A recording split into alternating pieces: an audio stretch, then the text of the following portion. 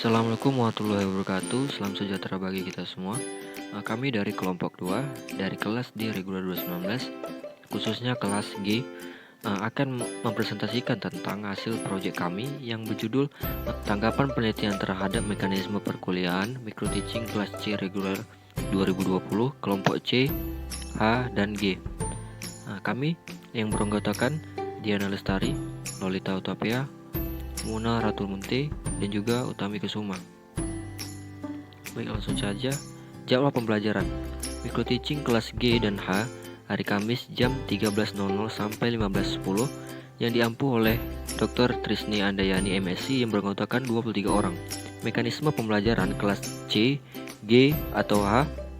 Pertemuan daring dilakukan mulai dari pertemuan 1 sampai 4, pertemuan 6 sampai 12 dilakukan secara luring atau tatap muka di kampus. Dari pertemuan 13 sampai 16 belum diketahui. Dilanjut dengan daring atau luring sistem pembelajaran yang dilakukan. Baiklah, terima kasih kesempatannya untuk moderator. Pada bagian komposisi pembelajaran, menurut kelompok bahwa komposisi pembelajaran dilakukan oleh kelas C, kelompok G dan H sudah baik. Pembagiannya itu dilakukan secara 70% luring dan 30% daring.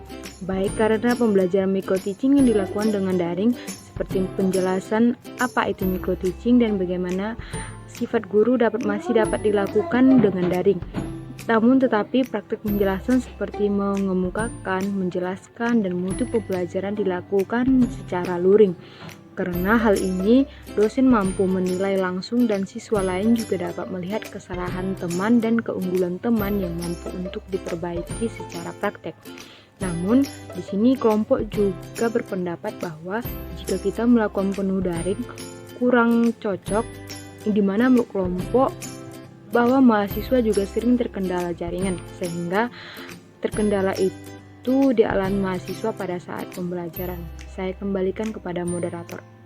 Selanjutnya saya akan membahas tentang materi perkuliahan, di mana materi perkuliahan yang dilakukan dosen pertama yaitu melaksanakan perkuliahan melalui Google Meet yang membahas mengenai FPS, kemudian apa itu micro teaching, bagaimana menjadi guru yang baik, apa aja yang mendukung pada saat melakukan pembelajaran baik secara membuka, menutup maupun menjelaskan materi yang dijelaskan dengan daring ataupun melalui Google Meet.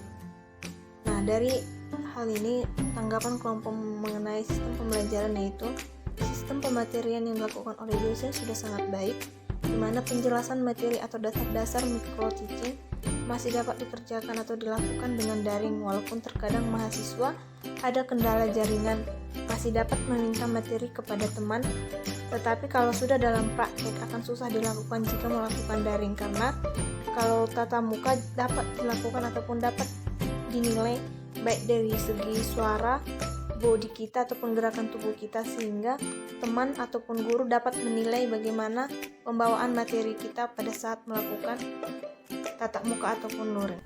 Baiklah, selanjutnya adalah pelaksanaan keterampilan mengajar. Pelaksanaan praktek micro teaching dilakukan dengan cara luring atau tatap muka yang dilakukan di dalam kelas. Nah, pembelajaran dengan cara luring atau tatap muka ini dimulai dari pertemuan kelima sampai dengan pertemuan ke-12. Nah, praktek yang dilakukan oleh mahasiswa langsung dinilai oleh dosen, sehingga kekurangan yang dilakukan oleh mahasiswa dalam praktek micro teaching ini dapat diperbaiki oleh mahasiswa tersebut secara langsung. Nah, praktek yang dilakukan oleh mahasiswa seperti membuka dan menutup pembelajaran itu selalu diberi arahan oleh dosen setelah melakukan praktek dari micro teaching. Dalam praktek ini juga dosen memberikan sebuah bahan penunjang dalam praktek yang dilakukan oleh mahasiswa di dalam kelas. Nah, menurut kelompok praktek, pembelajaran micro teaching ini secara tatap muka itu sangat baik, di mana seorang mahasiswa dapat memahami arti dari praktek yang ia lakukan di dalam kelas, sehingga ia memahami isi dari praktek yang ia lakukan. Nah, praktek dengan penunjang bahan ini sangat baik dalam melatih dari keterampilan oleh mahasiswa. Dalam hal ini juga, kelompok juga bisa melihat bahwasanya dalam praktek micro teaching harusnya semua mahasiswa itu berkesempatan untuk melakukan praktek. Tidak hanya beberapa orang saja yang melakukan praktek, baik dalam praktek membuka pembelajaran, menjelaskan materi, atau menutup pembelajaran. Jadi semua mahasiswa setidaknya bisa berkesempatan untuk bisa menyampaikan atau praktek di depan kelas untuk melakukan praktek micro teaching sesuai dengan arahan yang telah ditentukan oleh dosen dari mata kuliah micro teaching tersebut.